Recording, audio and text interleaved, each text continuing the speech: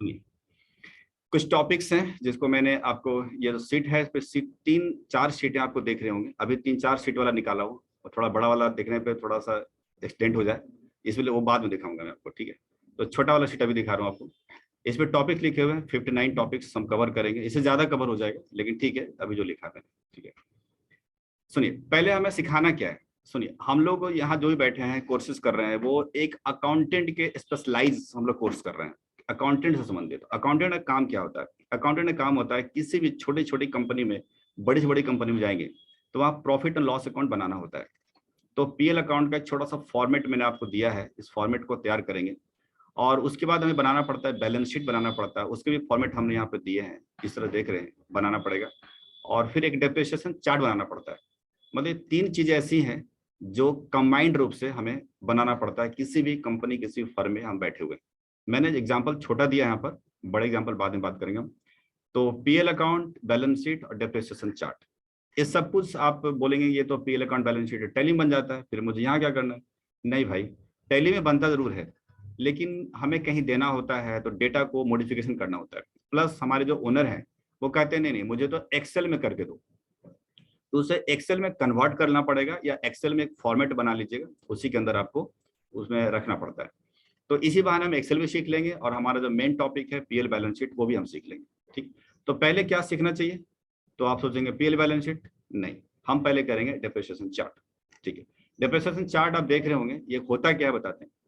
किसी भी कंपनी में जाएंगे, छोटी से छोटी, बड़ी से बड़ी, प्रोप्राइटरशिप फर्म, पार्टनरशिप फर्म या कंपनी के अंदर, वहां पर असेट्स तो निश्चित रूप है, जैसे बिल्डिंग हो सकती है, फर्नीचर जो यूज करते हैं संपत्ति वही हो सकता है, एसी हो सकता है, कुछ भी हो सकता है, पानी पीने की मशीनें लगी हैं, फर्नीचर है हमारे पास।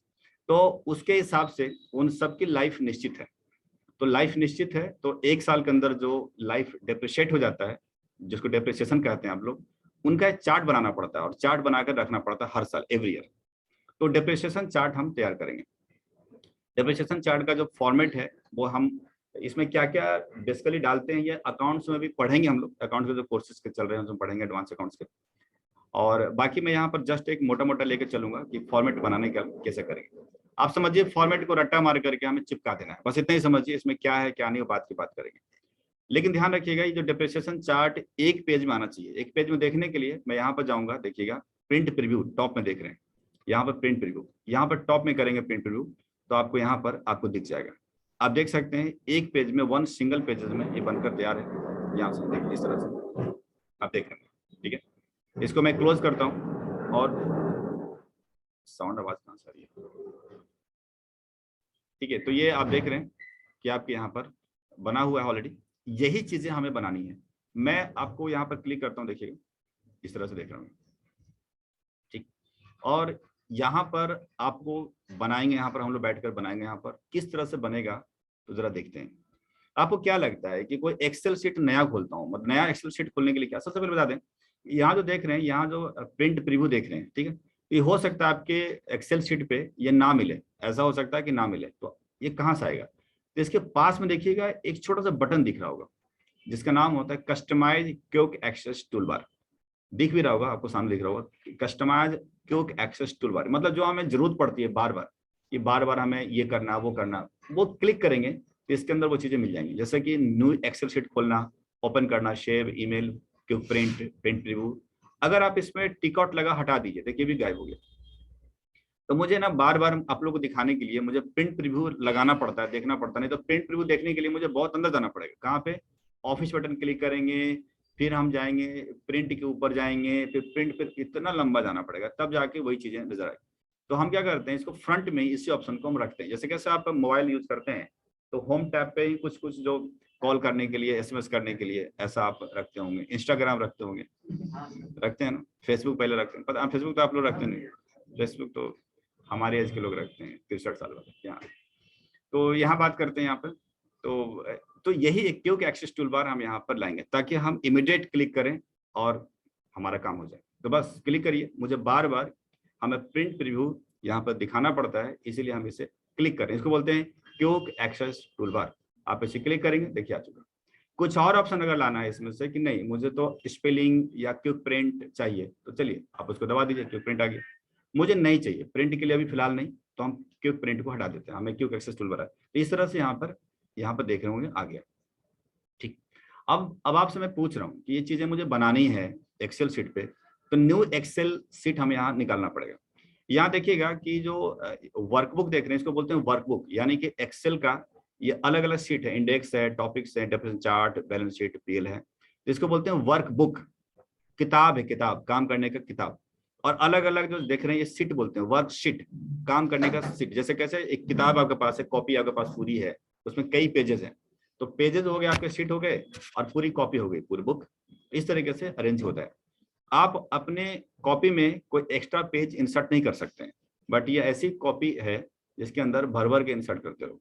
बट कैसे, यहाँ देखिएगा एक बटन दिख रहा होगा ऐसा, इंसर्ट वर्कशीट लिखा होगा, आप इसे क्लिक करेंगे, जैसे आप क्लिक करेंगे एक नया वर्कशीट तैयार हो गया, शीट नंबर 1 के नाम से।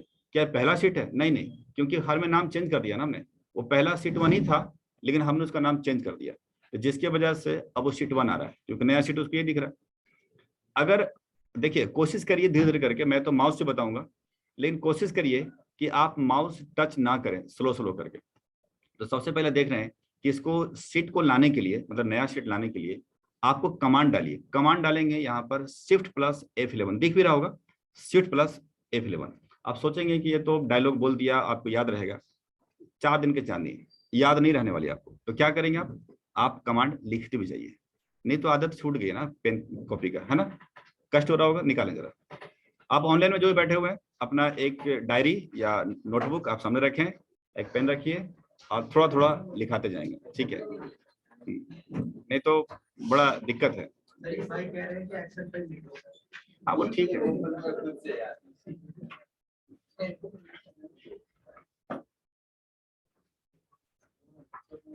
ठीक है, आप वहां पर लिखेंगे पहले बेसिक एक्सेल लिखिएगा, एडवांस में नहीं जा रहा हूं अभी जो पढ़ा रहे हैं हम लोग बेसिक एक्सेल है, ठीक। और बेसिक एक्सेल में आप पहले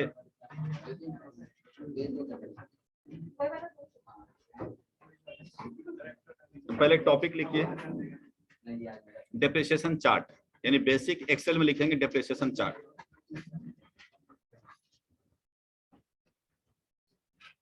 ठीक है ना, डेप्रिसिएशन चार्ट आपने लिख लिया, और डेप्रिसिएशन चार्ट में नंबर 1 करें, पॉइंट नंबर 1,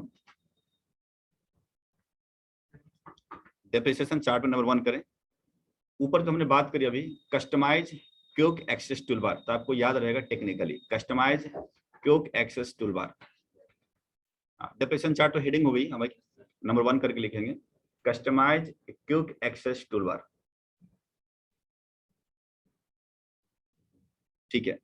ये टॉपिक से याद आ जाएगा कि अच्छा ऊपर में कुछ जानना था, करना था, कस्टमाइज क्विक एक्सेस टूलबार।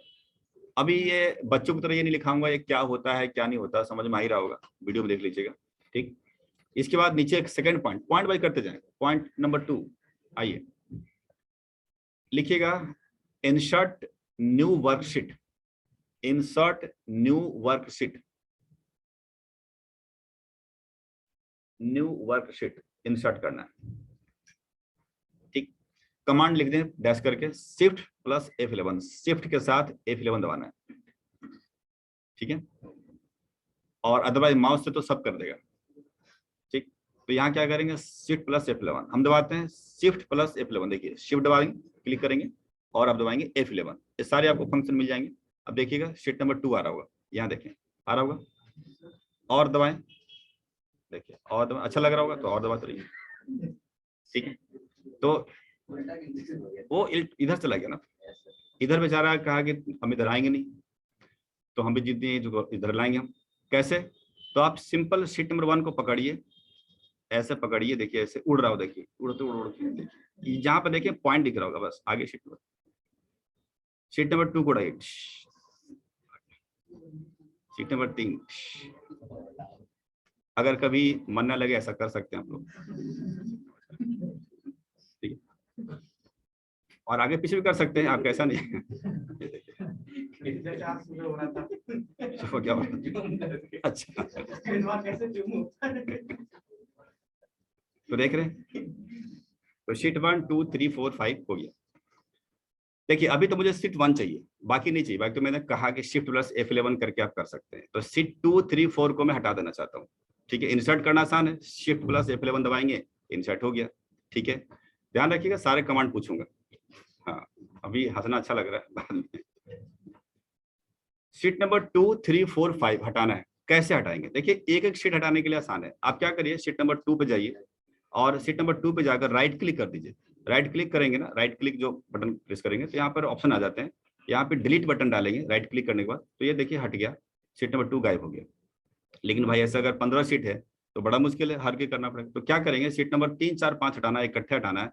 तो कंट्रोल प्रेस करते हैं हम, और कंट्रोल प्रेस करके शीट 3 को एक बार क्लिक करें और शीट नंबर 4 को क्लिक करें, कंट्रोल दबाए रखें। देखिए कलर हल्का चेंज हो जाएगा, देखिएगा जरा, मैं क्लिक कर रहा हूँ।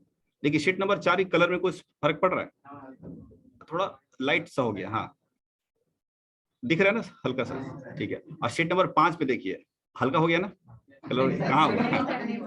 नहीं यही चेक कर रहा था, नहीं हुआ ना? सोच रहा, आप बोल।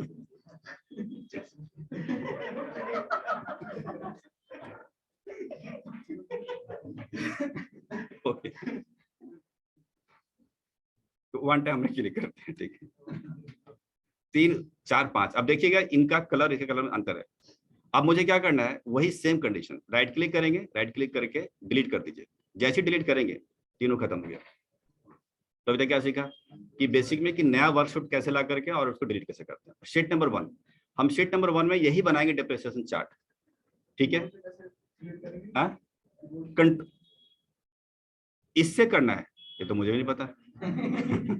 ये तो मुझे नहीं पता। आप एक काम करो, इसके लिए राइट क्लिक करके माउस तो करना ही पड़ेगा इसके लिए। हाँ यूट्यूब कर लेना, ठीक है। चलिए यहाँ यहाँ आते बात करते हैं। अब शीट नंबर 1 पे आइए। शीट नंबर 1 को डेप्रिसिएशन चार्ट का नाम बदलना है, क्योंकि डेप्रिसिएशन चार्ट हम बनाना है। तो क्या करेंगे आप यहाँ पर, इसको रीनेम करने के लिए बहुत सारे उपाय है। या तो डबल क्लिक कर दीजिए, तो देखिएगा ब्लिंक होना चालू होगा, जो लिखेंगे लिखा जाएगा। ठीक है, पर ठीक है, एक तो ये हो गया।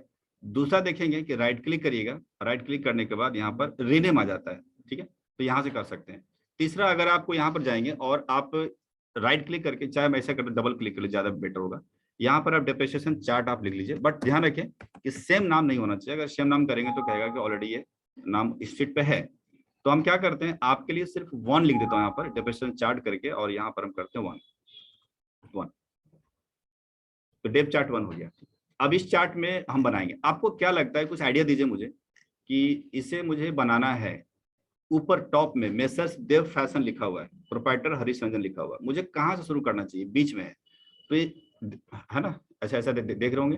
तो मुझे यहाँ पर कहाँ से शुरू करना चाहिए? क्या बीच में, यहाँ से कहाँ से शुरू से?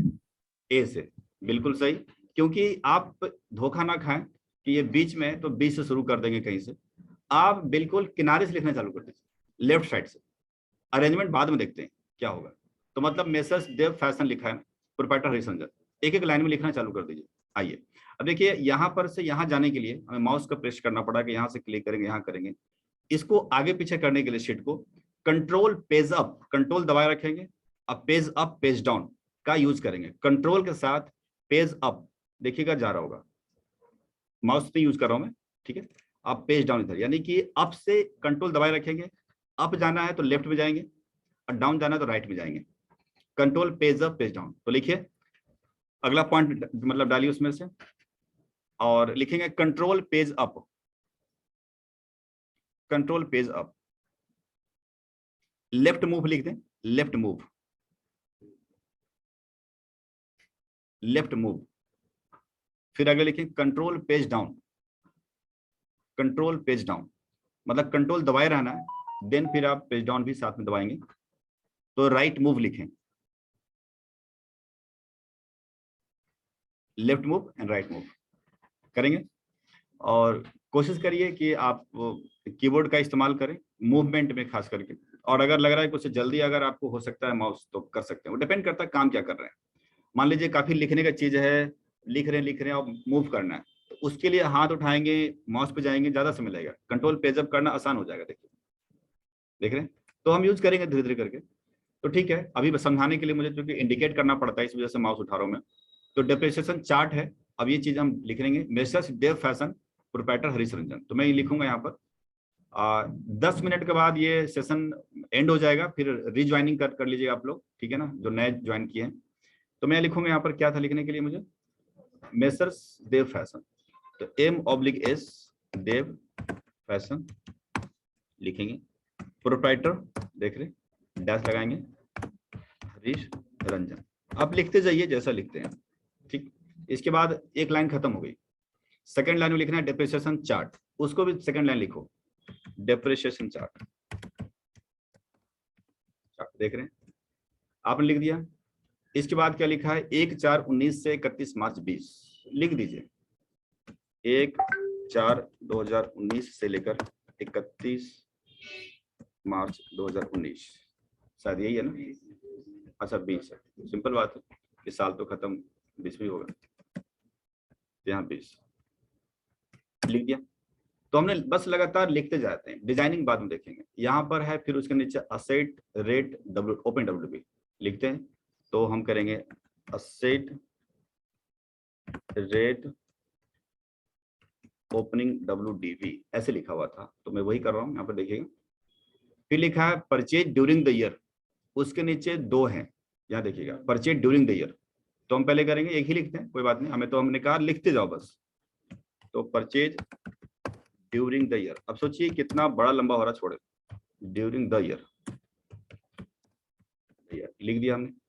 अब आपको क्या लग रहा है, जो ये सेल एड्रेस है वो D4 पे है, मुझे नेक्स्ट लिखना है, तो क्या यहाँ लिखूं या यहाँ लिखूं? सिंपल बात, यहाँ लिखेंगे, क्योंकि ये जो लिखा हुआ है वो D4 पे लिखा हुआ है। तो मैंने बोला लगातार लिखो, हर सेल में लिखो। तो A4 पे लिखा, फिर इस पे लिखा, फिर इस पे लिखा, फिर इस पे लिखा, तो नेक्स्ट तो इस पे लिखेंगे। ऐसा नहीं कि बड़ा दिख रहा है तो यहाँ चले जाएंगे, नहीं, बीच में तो गैपिंग हो गई ना। फिर आपको लगातार लिखना है, D4 के बाद आप आइए लगातार E4 पे आइए। अब कहेंगे तो छुप जाएगा, वो बाद में देखते हैं, छुपने छुपाने के बाद में देखते हैं।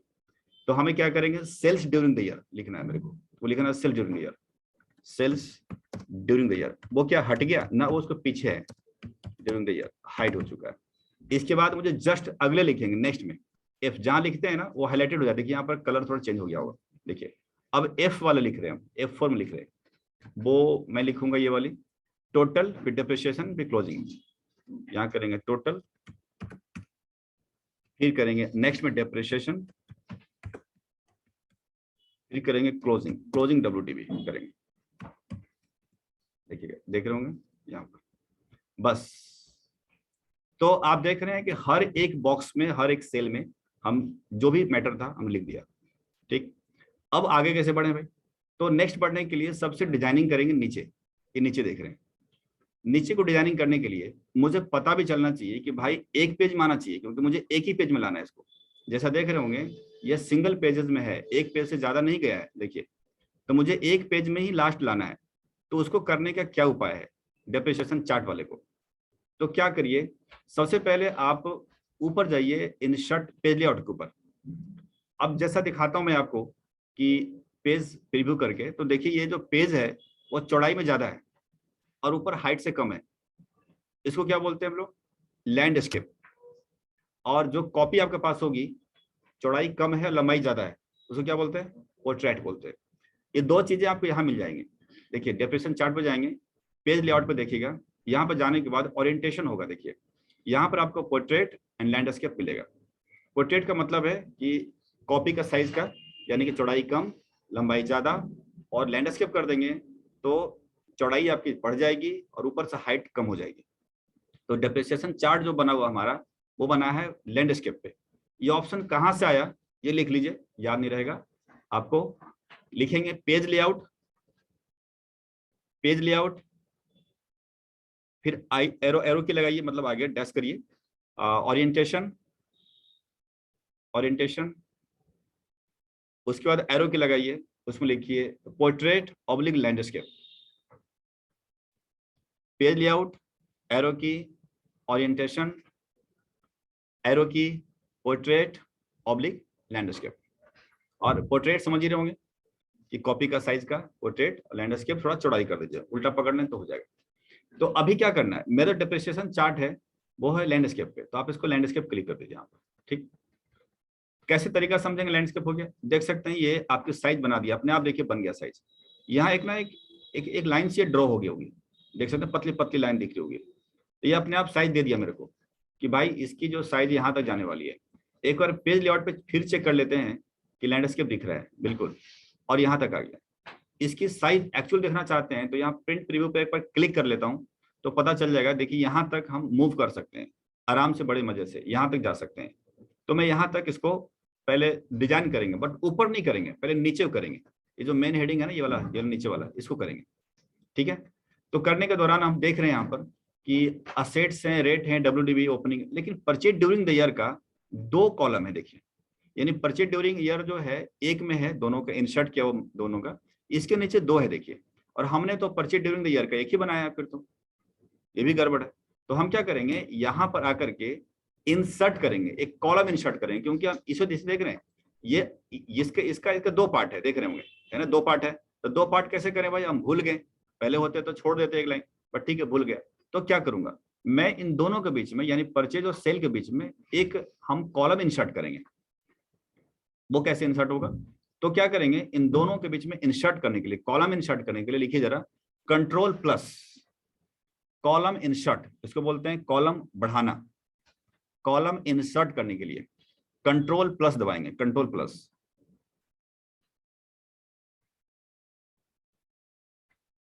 ठीक, तो देखिए मुझे क्या करना है, या तो इन दोनों के बीच में मुझे रखना है। ठीक, आप यहां भी कर सकते हैं, देखिए हम सामने में, अब यहां भी कर सकते हैं, कहीं भी कर सकते हैं आप। ठीक, तो कहां रखूं, Ctrl+ दबाना जरूर है, बट रखें कहां पर, क्या परचेज वाले पर रखें या सेल वाले पर रखें, तो आंसर है सेल वाले पे। क्यों बताते हैं, देखिए क्या होता है कि एक्सेल का एक बड़ा खूबी है कि ये ऊपर नहीं भाग सकता, ऊपर जगह उसका फिक्स है, और लेफ्ट नहीं भाग सकता है। मतलब अगर इसको हम बढ़ाना चाहें किसी तरीके से तो लेफ्ट इसका कोई जगह नहीं है, और टॉप भी कोई जगह नहीं है। भागेगा तो राइट भागेगा, और भागेगा तो बॉटम भागेगा। तो समझिए अगर मैं परचेज पे करूंगा तो परचेज को धक्का मार के उधर कर देगा। जैसे अगर परचेज पे रख करके और हम Ctrl+ करेंगे, Ctrl+ दबाएंगे तो एक विंडो देखिए आ रहा है। इसमें कह रहा है कि आप क्या बढ़ाना चाहते हो, इंसर्ट करना चाहते हो, क्या चाहते हो, रो या कॉलम। तो कॉलम, तो आप नीचे नीचे जाइए और कॉलम पे जाकर के ओके बटन डाल दीजिए, एंटर कर लीजिए। तो देखिए क्या हो गया, ये सीट मैंने कौन से ले लिया इसको, ये रीडेबल है क्या इसमें, ये प्रॉब्लम कर रहा है शीट में प्रॉब्लम। एक काम करता हूँ, एक नया शीट तैयार कर देता हूँ, इनको मैं यहाँ आइए इस पे आते हैं। Ctrl+N, अभी मैंने क्या दबा दिया, अभी देखिए नया शीट आ गया। Ctrl+N से न्यू वर्कबुक आ गई, लिख लीजिए जरा Ctrl+N, Ctrl+N, Ctrl+N से न्यू वर्कबुक आपके पास आ गया।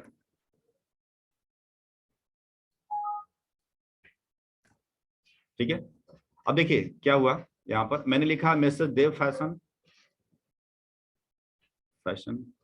SHON छूट गया था, डेप्रिसिएशन चार्ट सब कुछ है, असेट रेट। मुझे क्या, मैंने बताया कि अगर परचेज के पास, परचेज वाले पे रख करके अगर Ctrl+ दबाते हैं तो ऑप्शन आ गया, कॉलम पे जाएंगे। अब ध्यान से देखना क्या होने वाला है, जैसे एंटर करते हैं परचेज को धक्का मार के उधर कर दिया, इधर आ गया, जबकि हमें चाहिए परचेज और सेल के बीच में, क्योंकि जो हमारा डेप्रिसिएशन चार्ट है देखिएगा कि परचेज और सेल के बीच में एक और कॉलम लाना है। अभी क्या हो, परचेज का पहले आ गया, तो आप ऐसा मत करिए। Ctrl+Z तो जानते होंगे अंडू करने के लिए, Ctrl+Z है ना, वो तो पता होगा। तो सेल के पास में रखिए और सेल को पुश कर दीजिए उधर।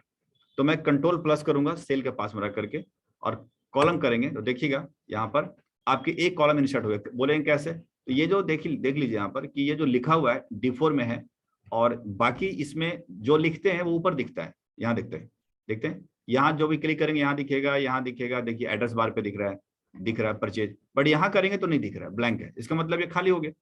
ठीक, और यहाँ पर दिख रहा है, तो इसका मतलब है अगर मुझे इंसर्ट करना हो तो जिस चीज पे, जिसके दोनों के बीच में इंसर्ट करना, भाई इंसर्ट तो दोनों के बीच में होगा, तो राइट वाला पर रख करके इंसर्ट करना, लेफ्ट वाला कर इंसर्ट मत करना। तो अब चलिए इसका कर लेते हैं प्रैक्टिस। रेट और ओपनिंग WDV के बीच में करना हो तो कहां पे करेंगे, रखेंगे कर्सर को, ओपनिंग पे रखेंगे, ओपनिंग पे रख करके Ctrl+ करेंगे, कॉलम देखिए इंसर्ट हो गया। अंडू करने के लिए Ctrl+Z लगा देंगे तो वापस आ गए। तो समझ में आ गया कहां रखना है। होता क्या है, देखिए गलती कर दिया तो हो जाता है, फिर मान के चलिए मैंने Ctrl+ किया, मुझे नहीं मालूम कहां पे करना है, मुझे बेसिकली दोनों के बीच में करना है, बट मुझे याद नहीं आ रहा है कि रखना कहां था। तो मैंने कहा रेट पे रख के देखते हैं, Ctrl+ रखा, अरे नहीं नहीं नहीं नहीं, कंट्रोल